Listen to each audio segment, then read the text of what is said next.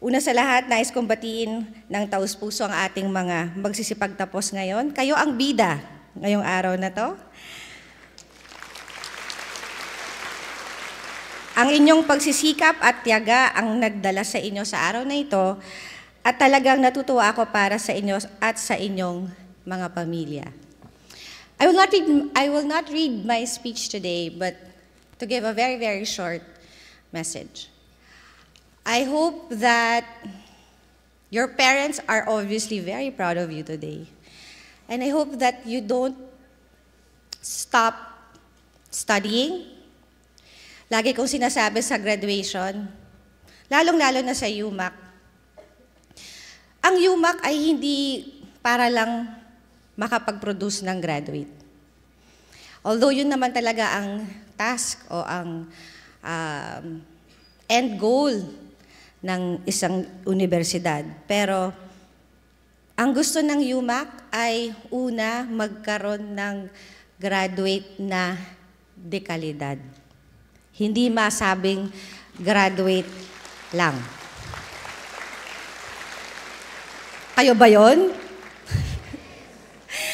Pangalawa, hindi lang sapat para sa amin na magkaroon ng mga graduate. Ang kailangan namin ay graduate na magkakaroon ng trabaho pagkatapos mag-graduate. Dahil dadating rin ang panahon na alam mong trabaho ng mayor mahirap dahil lahat ng problema ninyo, problema ng estudyante, problema ng inyong magulang, problema ng inyong kapitbahay, problema ng lolo't lola ninyo, ng anak ninyo, lahat ho yan, pinoproblema ko. Yung simpleng problemang may pasok ba bukas, Mayor, ay problema ko. Matawa kayo. Pero sa UMAC, sanay na sanay, ay hindi na kayo kasi Makati eh. So, hindi kayo sanay, okay, hindi man kayo nasa loob na ng Makati, tinatamasa ninyo ang parang kayo ay nasa Makati. Ibig kong sabihin, yung pasilidad ninyo, yung benepisyo ninyo, lahat ng libreng natatanggap ninyo ay para lang sa mga nag-aaral sa Universidad ng Makati na Makati ang nagpapatakbo. Yun ang ibig ko sabihin. Dahil minsan, the lack of appreciation is caused by not being able to compare or know what benefits or gifts that you actually receive. Magtanong kayo sa kapitbahay ninyo na nag-aaral sa ibang lungsod, sa ibang universidad, para malaman ninyo na napakaswerte ko pala. So babalikan natin yung sinasabi na lahat ng problema ninyo. Mula nung kayo'y pinanganak, ang problema ng magulang ninyo ay wala akong pangbayad sa panganganak. Na ating solusyon ay yung Ospital ng Makati. Wala po akong pang-aral, kaya tayo may eskwelahan. Wala po akong pa-ospital, wala po akong pagbigay ng vitamins. Lahat ho yan, sinulusyonan natin. Pagdating po ng college, meron na tayong UMAC. Ayoko naman pagkatapos nyo mag-graduate, sasabihin nyo pa rin, Mayor, pwede pa hinging trabaho. Lahat na lang ba? Dapat, kaya ng The point is self-empowerment. The point is for us to let go and you go into the world and do whatever you want. And be successful. So ang pakiusap ko lang, una, we are a center of excellence in the University of Makati and we expect excellent graduates. I am very proud every time na lumalabas ako at nagpapakilala sa akin, Mayor, graduate po ako ng UMAC. Very, very proud. And I'm very, very proud pag lumalapit sila sa akin kasi pinagmamalaki nila na sila ay graduate ng UMAC. So because we are a center of excellence, we expect excellent graduates. More than that, I hope that you expect that kumbaga sa ang sinasabi niya, libreng managinip, di po ba? Libre din mag-ilusyon.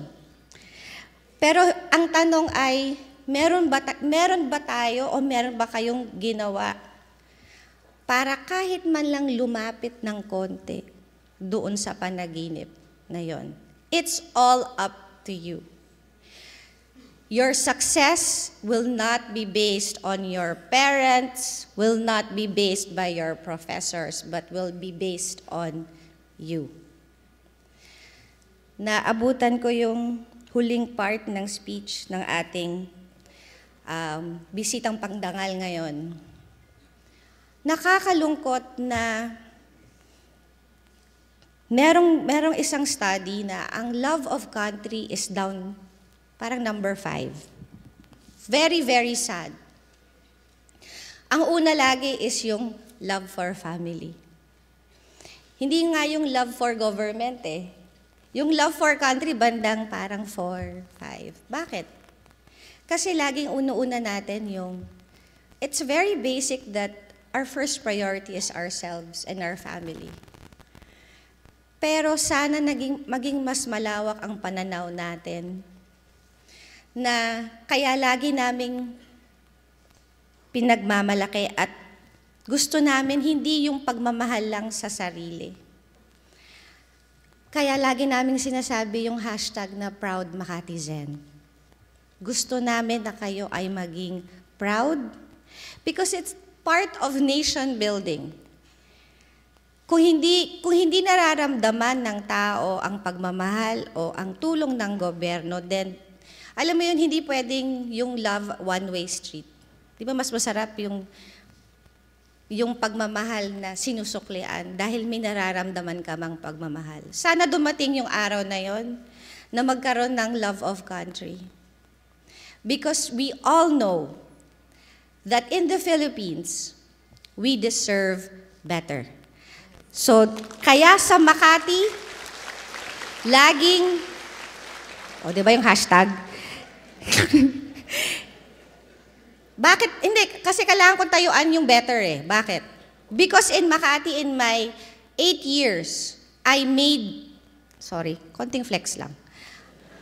Slight. I made things better. And it is not for me to say, it is all those Makatizens, proud Makatizens, that will say that yes, in Makati, Abby made things better. Kayo ang aking number 1 campaign. Sila yung aking kayo ang, lagi ko sinasabi, kayo ang buhay na saksi. Tanong nyo yung magulang ninyo na 10 years, 20 years, 30 years nang nakatira sa Makati, kung anong naging pagbabago sa Makati. Kaya sana dapat yung pagbabago na yon ay matutuloy, tuloy-tuloy, dahil hindi pwede sa Makati ang pwede na. Dahil para sa mga Makatizens, dapat laging better. Thank you very much.